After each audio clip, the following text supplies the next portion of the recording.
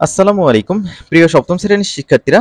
এই ভিডিওতে আমরা শিক্ষণ অভিজ্ঞতা 4 এর সেশন 6 সাইবার সচেতনতায় আমরা এই সেশনের একটি ছক পূরণ করব। তো শিক্ষার্থীরা, তোমরা পূর্বের ভিডিওগুলো দেখে না থাকলে দেখে নিতে পারো। ভিডিওর নিচে ডেসক্রিপশন বক্সে প্লেলিস্টের লিংক দেওয়া রয়েছে।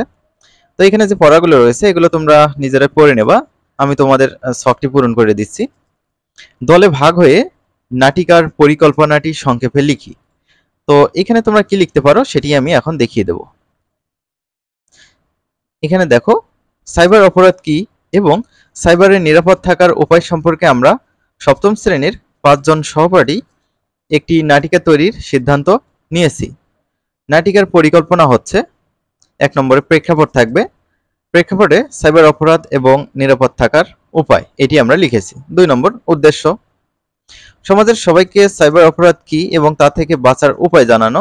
3 নম্বর লক্ষ্য দল, অর্থাৎ আমরা কাদেরকে এই নাটিকাটি উপস্থাপন করতে যাচ্ছি, সমাজের সকল মানুষ।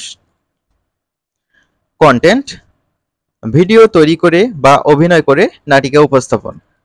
তো ক্লাসের মধ্যে তোমরা গ্রুপ আকারে ভিডিও তৈরি করে এই নাটিকাটি উপস্থাপন করতে পারো, পরে ইন্টারনেটে আপলোড করতে পারো, অথবা ক্লাসের মধ্যেই অথবা বাহিরে স্টেজ সাজিয়ে তোমরা অভিনয় করে নাটিকাটি দর্শকের সামনে উপস্থাপন করতে পারো। তো নাটিকা হিসেবে তোমরা কি বলবে? দেখো, এখানে কিন্তু তোমাদের নাটিকাটি অলরেডি দেওয়াই আছে। তো নিচে কিছু দর্শক আছে, দর্শকগুলো তোমাদের নাটিকাটি দেখতেছে। তো এখানে চরিত্র 3 জন, একজন প্রতারক, একজন ভালো মানুষ, আর একজন হচ্ছে বাঁচাতে আসবে আর কি। দেখো, আমি সাবাস সেবা প্রতিষ্ঠান থেকে বাতাস বলছি। আপনার অ্যাকাউন্টে একটি সমস্যা হয়েছে, দয়া করে আপনার পিন নম্বরের শেষ 2টি সংখ্যা বলুন।